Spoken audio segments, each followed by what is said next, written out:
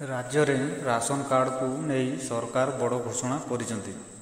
नुआ आवेदनकारी को मासक मध्य ration card मिलियो बोली खाद्य और जोगाण मंत्री कृष्ण चंद्र पात्र सूचना देइछन्ति। यह सहित खूब शीघ्र अयोग्य हिताधिकारी को राशन कार्ड बाद दिया सेमानक कार्ड कटाजिवो बोली मंत्री कहिसेंति। तेबे काहाकू कार्ड मिलिबो एवं काहार कटिबो से नहीं भी मंत्री स्पष्ट करिसेंति। मंत्री कहिसेंति ई-KYC जांच पर हिताधिकारी मानकू राशन कार्ड प्रदान कराजिवो।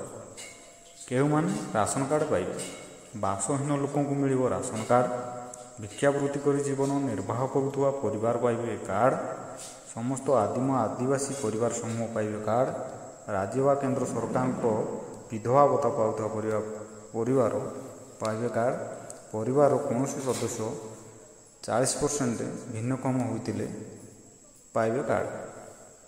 केही मानकर राशन कार्ड कटिबो।